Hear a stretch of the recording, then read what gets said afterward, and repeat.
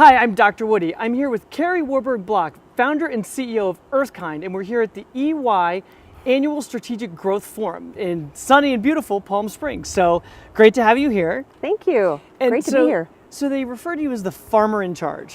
Can you tell me a little bit about what that means? Yeah, farmer in charge. I'm honored to carry that title, and that's something that my employees bestowed upon me. Okay. And it really stems from our culture and my personal values. And the reason I started the business and love doing the business is because I love growing people. I love growing green products. I love growing our culture. I love growing our company and our customers' businesses. So farmer in charge seemed to be the best fit. So then what are those core farmer values that you have that have really shaped how you've built this company, how you've built Earthkind? Well, that actually started, I was taught that by my parents. It's always faith, family, and then service to others and community. So it helps us prioritize, helps us make good decisions, and I found in business it's really global. Okay. Yeah. And so those values you said come originally from your family, and they've really stuck with you, it sounds like. And is that what you rely on for making those tough decisions through? Yeah, absolutely. Because in business, decisions have to be made, and in order to be successful, you have to make them consistently over time, good ones, in other words. And it's tough to know sometimes, so those values really work as a good filter. Okay. Yeah, for instance, employee time, where we do flexible time with our employees, and it's a pretty easy decision when you put them in that order.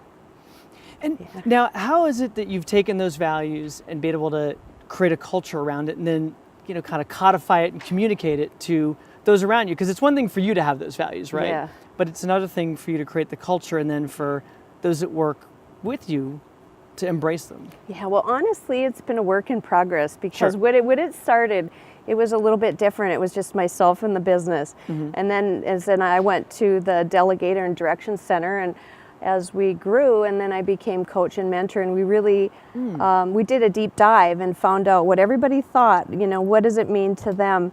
And we came up with 3 words that were really easy to remember: lean, mean, and all about green. Okay. And it sounds like that's something you've been living. Yes. And your company's been living. Yeah. So how is it for you? What's that transition been like, going from the entrepreneur, the idea person, the kind of that farmer, so to speak, creating, to now having to lead and lead others and then lead through others?